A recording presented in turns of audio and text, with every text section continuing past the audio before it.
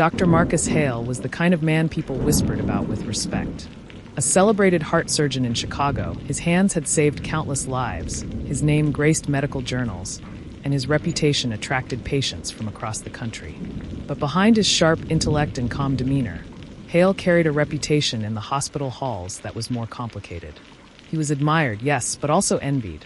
Promotions seemed to orbit him, and board members favored him in every decision. He had enemies, though no one thought any of them would go this far. It was a Monday morning when matron Evelyn Grant unlocked Hale's private office, puzzled by his absence from morning rounds. Inside, her scream echoed down the sterile corridor. Dr. Marcus Hale lay slumped across his mahogany desk, his white coat soaked crimson.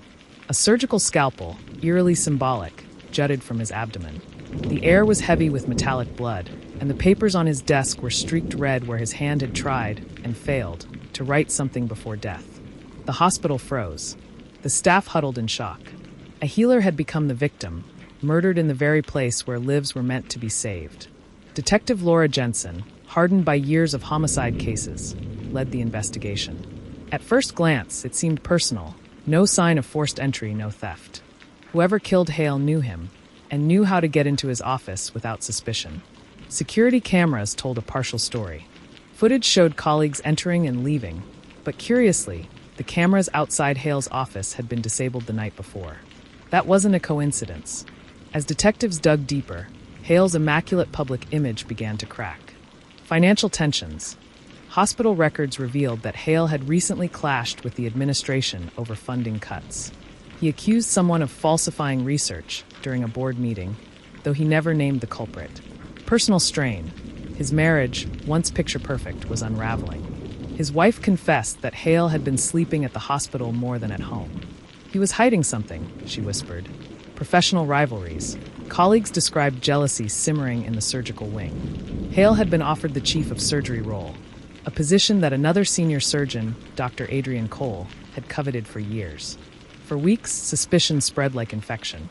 One junior doctor was briefly arrested after his fingerprints appeared on Hale's office door, but he insisted he had been called in late that night to fetch patient charts. The evidence didn't hold. The turning point came when forensic analysts enhanced the blood-streaked note on Hale's desk. Beneath the smears, 2 letters emerged. AC. Detective Jensen froze. Adrian Cole. But motive alone wasn't enough. When police searched Cole's locker, they found a pair of surgical gloves, faintly stained with blood that DNA confirmed belonged to Hale. Cole insisted he had used the gloves in an emergency procedure, but there was no record of him operating that night. Confronted with mounting evidence, Cole broke. He confessed, though his voice trembled with a bitter mix of rage and sorrow. Hale had discovered that Cole had falsified data in a groundbreaking clinical trial, inflating success rates to secure funding and prestige. Hale threatened to expose him to the board, which would destroy his career. That night, Cole confronted Hale in his office, pleading for silence. When Hale refused, his words sharp, final, Cole snapped. He grabbed the scalpel from Hale's own desk and drove it into his abdomen. "I never meant for it to end like that," Cole muttered, tears streaking his face during interrogation. The hospital became a place of mourning, its sterile halls weighed down with grief and betrayal. Staff struggled to reconcile the hero they admired with the reality of his hidden battles.